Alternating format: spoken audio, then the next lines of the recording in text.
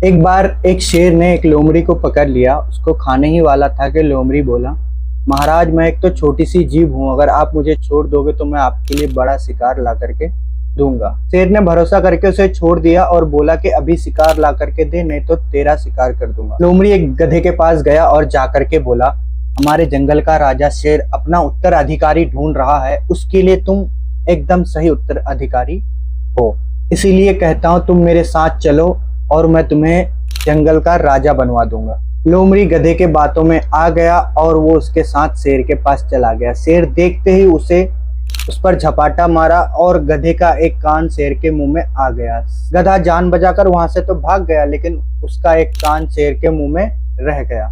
शेर ने लोमड़ी से बोला, वो गधा तो भाग गया और मैं अब भी भूखा रह गया।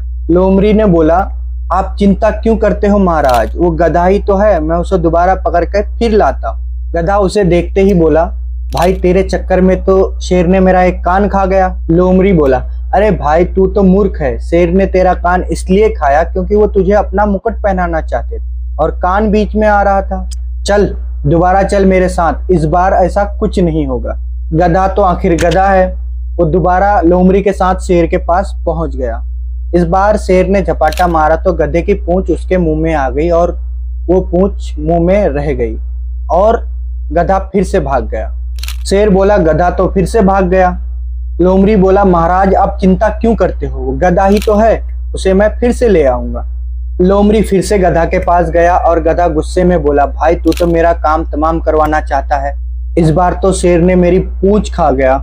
लोमड़ी बोला, अरे गधे भाई, शेर ने तुम्हारा पूंछ इसलिए खाया कि तुम सिंहासन पर बैठते तो वो परेशानी पैदा करती, इसलिए इस बार तू मेरे साथ चल, इस बार कुछ नहीं होगा, इस बार मैं तुझे पक्का राजा बनवा दूंगा।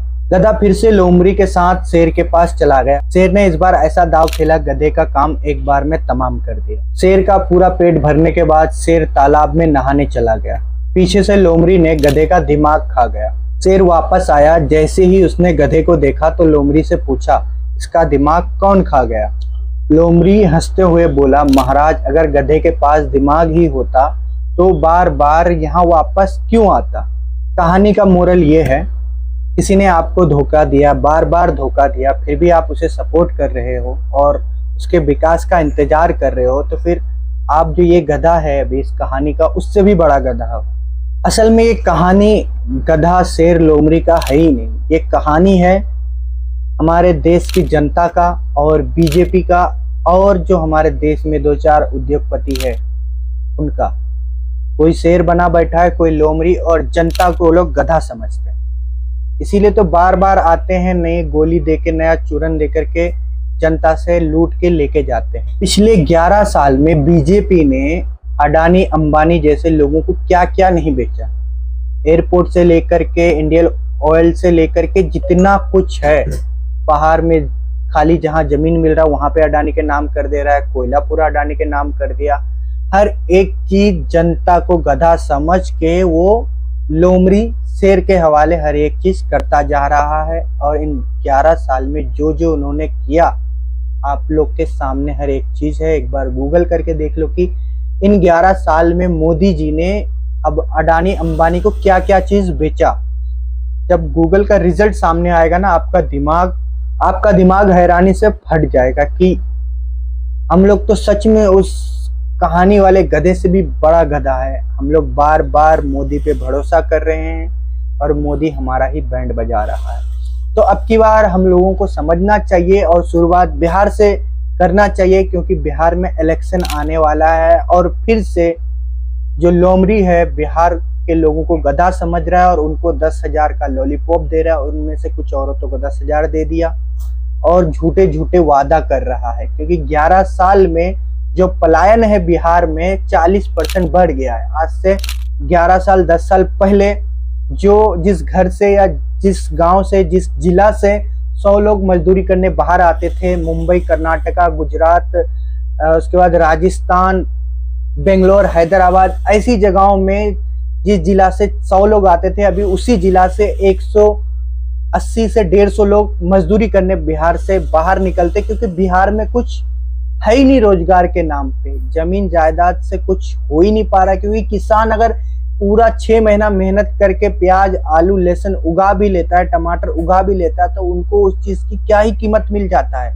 आप लोग खुद सोच करके देखो, अगर आप मुंबई जैसे शहर में, दिल्ली जैसे शहर में 10 से 15 रुपए किलो टमाटर खरीद रहे हो, तो जो किसान 6 महीना मेहनत करके धूप पानी तेल पेट्रोल हर एक चीज उसमें खर्च करके बीवी बच्चा मिल करके जो इतना अनाज उगाया है, तो उनको क्या पैसा मिला होगा। जब आप मुंबई दिल्ली हैदराबाद जैसे शहर में 15 से 10 रुपए किलो टमाटर खरीद रहे हो, या आलू खरीद रहे हो, या प्याज खरीद रहे हो, सिर्फ इतना सोच करके देखो, तो ये सरकार की एक फेलियर है। सरकार को चाहिए, जो किसान है, चाहे यूपी का हो, बिहार का हो, राजस्थान का हो या पंजाब का हो, उनको उनका जो मेहनताना हक होता है उनको मिलना चाहिए, एक रेट फिक्स होना चाहिए। लेकिन नहीं, जो सरकार है वो जनता को तो गधा समझती है, किसान को तो वो कुछ समझती नहीं। क्योंकि जब वो दिल्ली में बैठा था तो उनको एक अलग ही प्रोपोगंडा बोल करके उनके ऊपर पानी फायर किया गया, गैस फायर किया गया, उनको दलाल भी फायर कर दिया गया। कंगना ने तो इतना बोल दिया कि जो मैं अपने वीडियो में बोल नहीं सकता हूँ। और मैं इतना समझ सकता हूँ कि आप लोग ये वीडियो देख के और एक कहानी से कुछ तो जरूर सीखे होंगे, और खासकर बिहार के लोगों को ये वीडियो देखनी चाहिए और ये कहानी समझनी चाहिए कि आप थोड़े से दारू मुर्गा और 2-4 हजार रुपए के लिए ना बिकने का हाल अगर देखना है तो ज्यादा नहीं, 6 महीना पीछे दिल्ली का हाल देख लीजिए। उन लोगों ने तो 2.5 हजार में बिके, और आधी से ज्यादा दिल्ली के जो एरियाज थे वो इलीगल बोल के तोड़ दिया गया। वहां पे हिंदू मुसलमान किसी को कुछ नहीं देखा गया, सबका घर तोड़ दिया गया। आप चाहो तो ये भी गूगल करके देख लेना कि भाई मैं भड़का रहा हूँ या आप लोग को कुछ ऐसा बोल रहा हूँ मोदी जी के खिलाफ। क्योंकि कुछ अनभक्त को ये वीडियो तो बिल्कुल ही पसंद नहीं आएगा, क्योंकि उनके जो मोदी पापा है वो कुछ भी कर सकता है। तो आप लोग को कमेंट करके बताना है कि इस बार आप लोग गधा नहीं बनेंगे, लोमड़ी के ही पिछवाड़े में ऐसा लात मारेंगे कि लोमड़ी शेर के पास जाए और शेर लोमड़ी को ही पेल दे।